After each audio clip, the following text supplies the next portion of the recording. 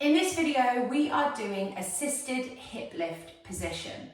This is probably an exercise that you think you've done a million times before, but you've probably not been doing it correctly when you've done it before. So what I will say about this is, please, even if you think you know what I'm going to say and you think you know how to do this exercise, please take this one with a beginner's open mindset, because if you just get into it the way that you always do and don't really think through what I'm saying, you will not get the outcome and the benefits that we want from the exercise.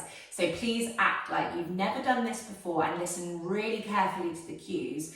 It will likely feel entirely different to how it has felt for you when you've done it before, because you're going to be doing it properly with me today. So let's get started. We are going to just come to our mats, and you don't need any equipment for this one unless you fancy putting a cushion underneath your head. So you can absolutely have a cushion or two underneath your head if you feel like when you're laying on your back like this, that your shoulders are really rounded forwards, your head is tilting backwards, or maybe you feel like you've got a big kind of arch in your mid to lower back because the rib cage is flaring. So you will either most likely notice that the rib cage is flaring or the shoulders are rounding up, head tilting backwards. If either of those things are happening, cushion or two underneath your head is just going to help elongate that upper mid-back area, and it's going to help you move better through your hips, which is what we're doing today. So we're coming to our hook lying position, toes, ankles, knees and hips in alignment. We don't want the feet too far away. That's going to make you more likely to sort of roll your pelvis forwards. So have the feet closest to your bottom, and you'll notice how your pelvis and your lower back just gently roll back into the floor. We're keeping our abdominals relaxed, so we're not using our abdominal muscles to pull our lower back downwards. We're using the position of our body to allow our lower back to come downwards. So keep the abdominals nice and relaxed. Also watch that the toes are truly in alignment with the hips. So do you have your toes pointing out to the side, or do you have your feet parallel hip width apart so that the toes, ankles, knees and hips are all in alignment with one another? We're going to take hold of our pelvis. So your pelvis is the bowl-like structure here, and the hip is a joint, okay? So you don't have a hip bone, you have a femur bone, which is your thigh bone, and you have a pelvis. The hip is the area where flexion, extension, rotation, movement happens, but you don't have a hip bone in itself, okay?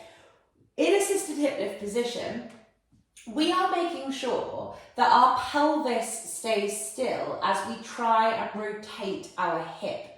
And the issue that people have when they do this exercise is that without knowing it, they move their pelvis rather than move their hip, okay? So hold on to your pelvis, hold on to these bony bits around here, because that's just going to help you become more aware of whether or not you are trying to shift your pelvis.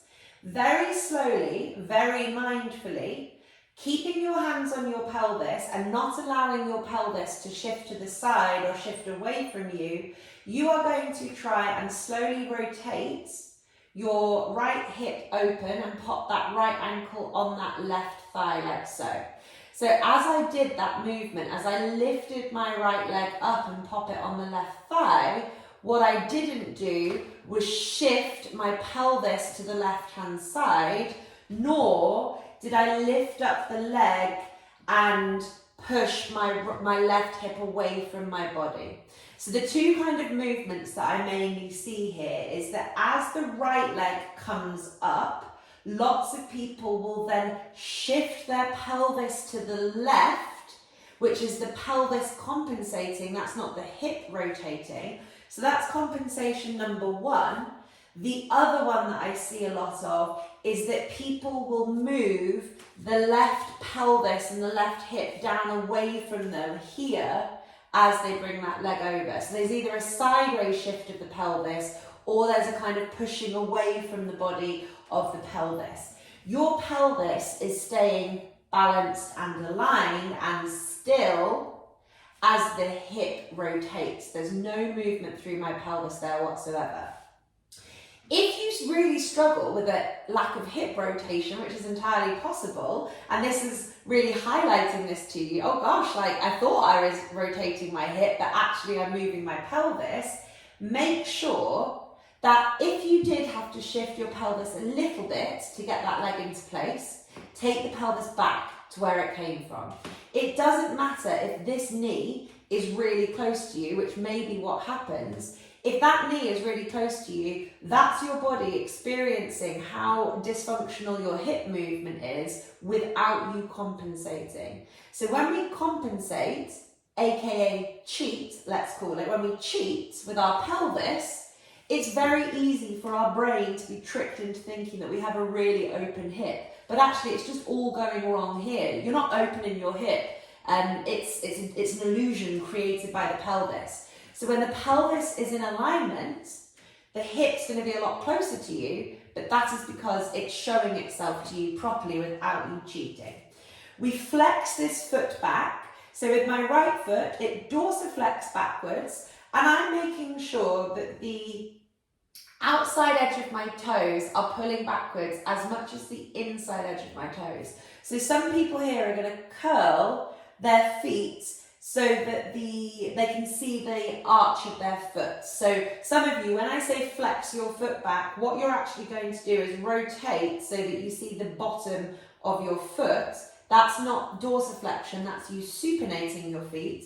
You shouldn't be able to see the bottom of your foot at all. We should be seeing the top of the foot, and the middle of the toes are going to be in alignment with the middle of the kneecap on that side. Once we're in position, our palms are going to face out to the side, belly stays relaxed, the foot stays super active. We're watching that the left leg stays in alignment, so toes, ankles, knees and hips stay in alignment, the knees not flopping out to the side or falling in. Keeping that right foot locked into place, and we're going to squeeze our right glute, our right butt cheek to help open up the knee, and we're going to hold that for 2 minutes. Off we go. So I'm using the squeeze of my right glute to pull the right knee away from my body a little bit. I haven't done that movement so strongly that I've lost the integrity of the foot. So I'm not overly focused on pushing that knee away, because if I do really focus on that knee, I might lose what my foot should be doing, and I might lose where my pelvis should be going. My focus is the foot stays locked in place in dorsiflexion, so it can't leak any of the sort of hip dysfunction out. I squeeze that right glute to focus on that kind of brain to muscle connection at my right glute. And more than anything, my focus is on that pelvis staying balanced. So please don't over egg how far or hard you're pushing that knee away from your body. If you really focus on that knee moving away, you will likely lose the balance of the pelvis, which is much more important. We've got just under a minute left. Keep thinking about that left knee staying in alignment, so it's not falling in, it's not falling out. Breathing in and out of your nose, keeping your belly nice and relaxed. The upper body is not doing anything here. My hands aren't clenching, my neck isn't clenching, my jaw isn't clenching. I'm flexing back with that right foot, making sure that I can't see the sole of my foot, and that my second and my third toe are in alignment with the kneecap. And I'm squeezing gently that right glute to pull that right knee away from my body. I'm not using my hands to try and create hip opening. That doesn't work. So we're not using our hands here to push knees away or do anything like that, because you pushing those muscles doesn't change how the muscles wake up. We want you squeezing that right glute without the pelvis, compensating to help open up that hip. That's 2 minutes there. So we're going to bring this foot down onto the floor. We're going to just kind of reset ourselves again. So toes, ankles, knees and hips in alignment. We don't want the feet too far away from the bottom. We're going to hold onto our pelvis to make sure that it doesn't shift to the right hand side or push down away from us. So we're going to be moving our left leg this time. And as we move our left leg, we might notice that our right pelvis move sort of up and down, and by up and down I mean towards our waist or away from our waist. So we're holding onto the pelvis, nice and slowly, the pelvis stays still. We're not allowing that pelvis to shift to the right hand side. If it does have to shift slightly, we're bringing it back. So we're really trying to focus on the pelvis staying in that square position. Left ankle on right knee. I'm flexing my left foot backwards so that I can't see the sole of my foot, and the second and third toes are in alignment with the left knee. Watching that my right kneecap doesn't draw in, which it was just trying to do. And I'm squeezing my left butt cheek to pull that left knee away from my body. And it's about finding a balance here where the foot is strong and flexing backwards. The left glute is on, but the pelvis hasn't lost its position. So don't focus too much on pushing away with that knee, because you'll do something funny with your pelvis and you won't actually be rotating your hip. This is where we should be feeling it mainly. 2 minutes here, off we go. Palms are facing upwards, arms are out to about 45 degrees at the side. The jaw is relaxed, the neck is relaxed, the belly is relaxed, the hands are relaxed. Breathing calm and steady, in and out of the nose and into the diaphragm. My left foot is really pulling backwards and locking on. I'm watching that I'm not rotating my ankle into supination, and you'll know if you are, because your big toe joints will be much closer to your body than the other side of the toes. If you can see the sole of your foot, you're not doing this well. We've got to make sure that the toes are in alignment with that kneecap direction. I'm squeezing my left glutes to help pull that left knee away. I can feel a gentle grounding through my kind of mid to lower back here. As the hip opens, I'm not using my abdominals to suck that down to the floor. The abdominals are nice and relaxed. We're about halfway through. Keep on breathing. Find your sweet spot. This is not about just where that knee goes. It's about what the foot is doing and about what the pelvis is doing at the same time. Keep breathing. And what assisted hip lift is really doing is teaching each hip how to externally rotate. So right now, my left hip is externally rotating, whilst the right hip and the right side of my pelvis are kind of stabilizing the movement. So there is some movement going on and some work going on through that right leg, but predominantly it's about teaching rotation to the hips. That rotation will not happen if the pelvis is compensating. So if the pelvis is cheating, you are not teaching your body what we want it to be taught in this exercise, which is external hip rotation. I've got an itchy nose today.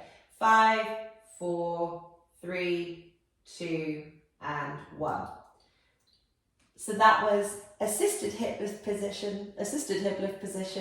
Hope we learned something new there today, and about how normally you might be moving your pelvis rather than moving your hips. And I hope you enjoyed.